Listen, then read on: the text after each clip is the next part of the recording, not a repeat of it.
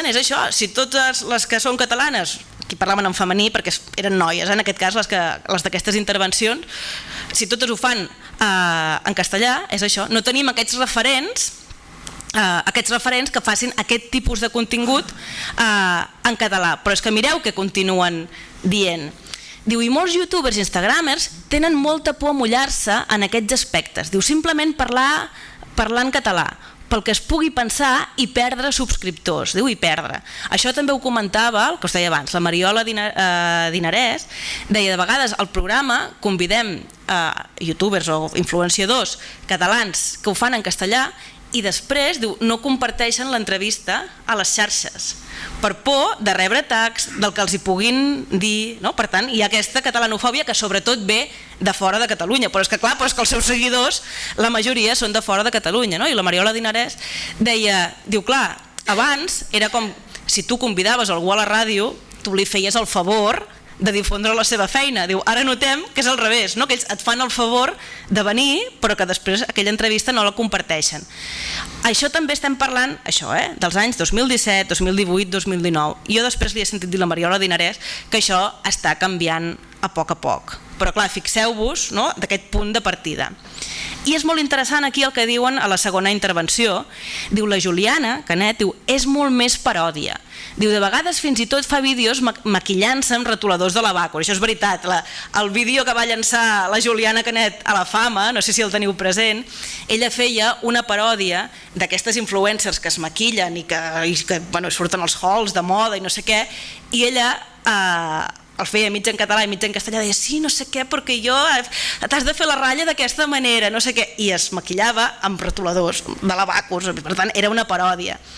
I el que diuen els participants en aquest grup, diu, la Juliana és molt paròdia, diu, de vegades fins i tot fa vídeos maquillant-se això, amb retoladors de lavacos, diu, però per fer paròdia d'això, que a mi m'agradaria veure una noia o un noi, no, diu, fent en plan, potser no fent aquesta paròdia, i que la gent se'ls prengués igual en sèrio, que potser fa un haul de moda, diu, en català, i que potser la gent no s'ho prendria en broma, diu, s'ho prendria en broma perquè és en català, saps? O sigui, aquesta noia, no, es queixava com el que deia abans, no? Igual que abans el català, deia ella, abans de la Renaixença era la llengua, no?, per fer riure dels pagesos, etc. Diu, clar, diu, això ja ho tenim, i el que voldria és que hi hagués un influencer de moda, perquè és el que li interessa amb ella, en aquest cas, en català, i que la gent se'l prengués seriosament. Aquesta és una línia de discurs, això vam trobar-ho en alguns grups, però en altres grups vam trobar altres sensibilitats, que no hi havia tant aquesta connotació política. Amb un altre grup, EU és l'entrevistadora, que en aquest cas era jo, i veia que aquests no treien tant, això, la qüestió política, aquesta connotació, dic, bueno, els hi preguntaré. I jo els hi vaig dir que ahir ens comentaven en un altre grup que és que el català s'associa molt al tema polític, o sigui que a vegades el fet d'utilitzar el català pressuposa, ahir ens deien, jo deia, que a vegades el cau i el casal, que això també havia sortit, que això que el català era pels que van al cau i al casal, però que pels altres no. I jo els hi vaig preguntar, vosaltres teniu aquesta sensació? I mireu què diu l'única noia que parlava en castellà, o sigui, va parlar en castellà durant tota la sessió, va dir alguna paraula en català però molt puntualment. I ella diu, no, diu, o sea, yo creo que en plan, com veieu, s'utilitza molt, tots ho diuen en totes les intervencions, diu, no, o sea, yo creo que en plan, que vienen mucho los memes en catalán, és el que us deia al principi, que va passar el moment del boom, del racó de l'Hipòlit i de Catalan Memes, que vienen mucho los memes en catalán y tal, de política, cuando es que han pasado muchísimas cosas, o sea, digo, en este último mes y lo otro, o sea, este año, entonces es normal que haya mucha cosa de política, pero en general yo creo que es más cultural. Llavors una altra noia del mateix grup li deia, jo crec que és un fet més cultural, perquè per exemple jo a casa meva parlo en castellà i potser jo no he tingut una cultura supercatalana arraigada, diu ella, o sigui ella no és de casals i de caus i tot això, diu perquè sí que he tingut una mica amb els meus amics, diu cultural, diu però sí que he de dir que potser no em sento identificada amb un mem d'un casal però l'entenc, perquè he conegut a gent que va a casals i si hi ha política és el que he dit. O sigui, estava d'acord amb l'altre, que hi ha política perquè han passat moltes coses. Diu, penso que va més implícita que no una altra cosa. Per tant, no ens quedem només amb els primers fragments que us he posat del primer grup, o sigui, sí que hi ha una línia que percep aquesta connotació del català més polític, més això que només serveix per riure, etc. Però no tots els joves pensen així, hi ha altres línies de pensament i conviuen, o sigui, perquè a vegades tendim a pensar de dir, és que els joves fan això, els joves pensen això, i evidentment entre els joves hi ha moltes línies de pensament en funció de les seves trajectòries, igual que passa amb la població adulta. I ja per anar encarant l'última part, fins ara ens hem centrat en com justifiquen la tria lingüística en castellà els influenciadors que opten, o sigui, els influenciadors catalanoparlants que opten pel castellà. Vegem què passa amb els influenciadors catalans que opten pel català. El que us deia al principi, aquesta tria, la tria del català, s'assumeix com a intencional. És a dir, així com quan vèiem el cas del castellà es presentava com una tria pretesament neutra, objectiva i de sentit comú, el que dèiem l'argument econòmic, l'argument demogràfic, l'algoritme, etc. Aquí ja s'assumeix que si ho fas en català és per alguna cosa. Vam veure que hi ha molta reflexió sobre la tria lingüística. En molts casos, ara alguns dels fragments que veurem són de creadors que o bé perquè se'ls hi ha demanat o bé perquè els surt d'ells mateixos, algun dels seus vídeos és per què faig els vídeos en català. En canvi, els que ho feien en castellà no sentien aquesta necessitat de justificació, només ho feien si els hi preguntava la Mariola Dinarès a Catalunya Ràdio. Hi ha aquesta consciència de la connotació política, que sovint es desmenteix explícitament, i hi ha anticipació de possibles conflictes o atacs, que no és una anticipació, no és una cosa ideològica, una por infundada. Hi ha aquesta por perquè sovint reben comentaris al seu Instagram, al seu YouTube, insisteixo, sovint de fora dels territoris de llengua catalana. Però és igual, vinguin d'on vinguin, tu reps aquests atacs. I aquí també notem que el català, històricament, i això és important tenir-ho en compte, ha necessitat aquesta legitimació extra en les manifestacions culturals, en la literatura, en l'activitat acadèmica, en mitjans de comunicació. Vosaltres, si llegiu entrevistes a escriptors catalans als anys 60, moltes vegades se'ls preguntava per què escrivien en català. No sé si coneixeu, ara ho diré de memòria, aquella frase de la Montserrat Roig, de escric en català perquè és una llengua literària, perquè és la meva llengua, i escric en català perquè em dóna la gana. Després veureu una youtuber valenciana que ve a dir el mateix. En l'activitat acadèmica, coneixem aquelles declaracions mítiques d'Adolfo Suárez, que deia que en català no es podia fer el que ell anomenava química quàntica, que és veritat que no es pot fer perquè no existeix la química quàntica, en tot cas existeix la física quàntica, però deia que era això de fer, entre cometes, química quàntica en català. En els mitjans de comunicació, us en recordeu els inicis de TV3, que hi havia qui deia que com això que el Dallas parlés en català, que era una cosa molt estranya i que com podia ser? Amb el rock català, si mireu les entrevistes a finals dels anys 80 o principis dels 90, els Pets i a Sopa de Cabra, etc., sempre la primera pregunta o la segona de l'entrevista era per què canteu en català?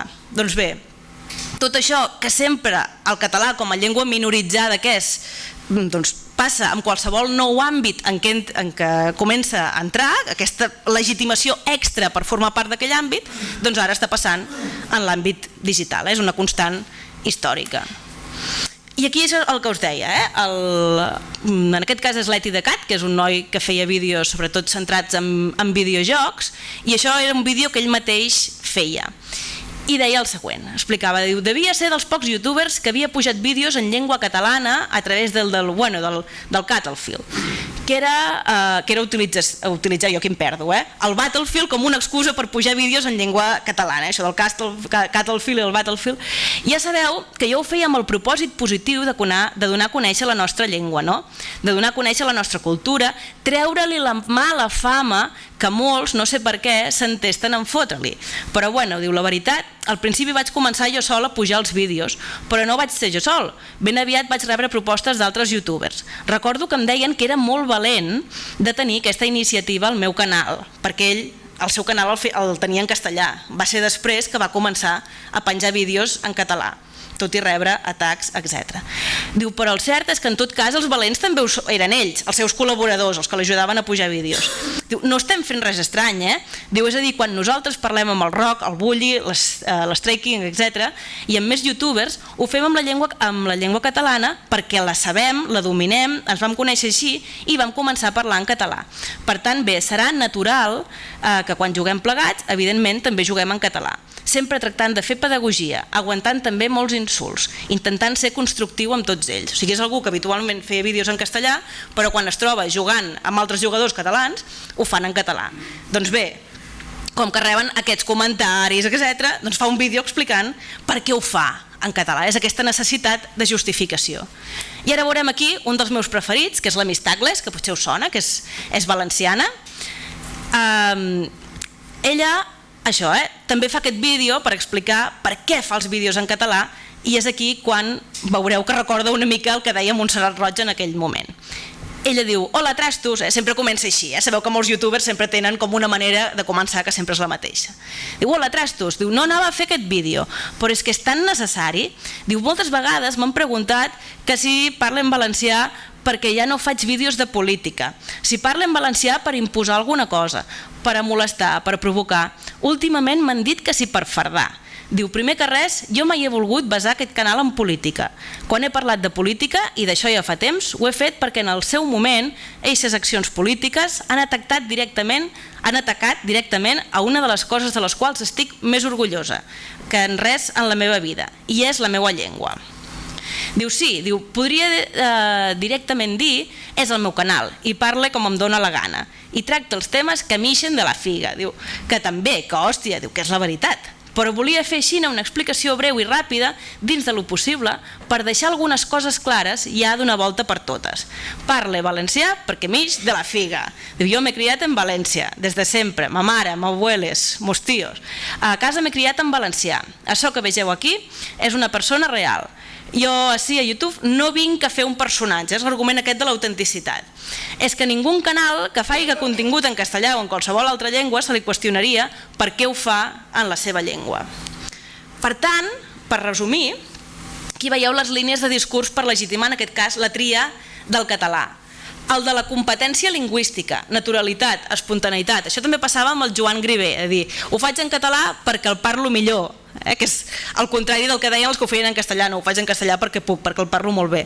Doncs alguns dels que ho fan en català diu no, ho faig en català perquè sóc més espontani, perquè si no, segon argument, l'autenticitat, no sóc jo, el meu autèntic jo l'expresso en català. I penseu que l'autenticitat, especialment en els inicis a YouTube, era un valor que cotitzava a l'alça. Per un tema de llibertat individual, perquè vull, perquè m'ix de la figa.